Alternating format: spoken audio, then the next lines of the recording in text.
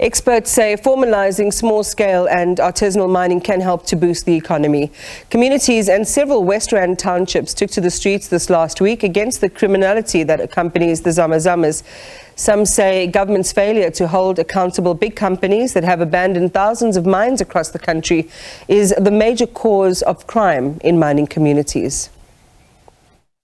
Government has been blamed for dragging its feet to formalise artisanal and small-scale mining. Other sub-Saharan African countries recognize artisanal mining as a formal mining category. These include Burkina Faso, Cote d'Ivoire, the Democratic Republic of Congo, Ethiopia and Kenya. In South Africa, the picture is different, as small-scale and artisanal mining has become synonymous with violent crime as reports of gender-based violence in several communities emerge.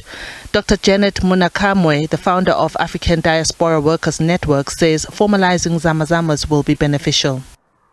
The formalization of these particular mines, it's not only going to benefit those who are involved, but communities broadly and the country in its entirety. What do I mean? Part of the research findings from the work that I did through a case study of the West Rand area actually pointed to the dynamics at play in as far as the commodity value chain is concerned. At the end of the day, the so-called illegally in court mined gold finds its way into the formal repository of gold that we find at Rand Gold, and at the end of the day contribute broadly to the economy of the country in terms of the proceeds that come out from the trade. It is estimated that the cost of illegal mining in South Africa is about 6 billion rands a year or more. In March this year, the Department of Mineral Resources and Energy published the artisanal and small-scale mining policy. In it, proposals are made which include closing loopholes with regards to definitions of artisanal mining and small-scale mining. It wants artisanal mining to be clearly distinguishable from small-scale mining, where the policy and legal framework will issue each with its own permit. Minister Gwede Mantashe says government will not formalize Zama-Zamas.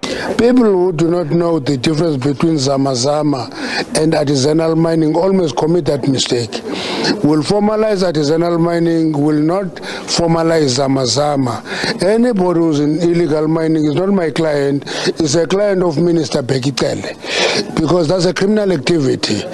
That's how I avail with it. So you can't formalize a criminal activity, you don't do that. Benchmarks Foundation mining analyst David van Wyk says formalizing this type of mining presents with job creation opportunities. Scaling down from large-scale mining to medium and small-scale mining presents the country with a real opportunity for job creation, if it was creative, of course, and a real opportunity to create concurrent and post-mining economics, which we are working with the University of Cape Town and the Department of Mineral Resources to work that out. We've had 6 or 7 workshops this year already with various stakeholders in the industry, from trade unions right through to mining officials at the Minerals Council and so on, about how to do that. But that would require that the big mining companies and the government play ball, that the big mining companies re-engineer their social and labor plans in such a way that communities and small-scale miners can benefit in a way that allows for an orderly transition. But over the last 15 years, we've just seen disorder and chaos as far as this is concerned. These Zama-Zamas are not living in a vacuum. In fact, they are living among the communities that actually host them.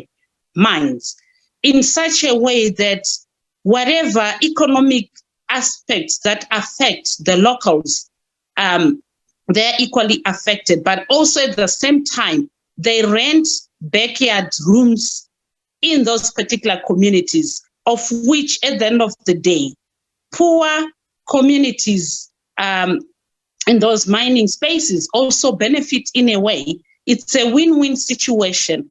While the calls to formalize this trade grow louder, communities are clinging to hope that law authorities will be serious about protecting them from the waves of violence that they say come with Zama-Zamas. Diabosito, SABC News, Johannesburg.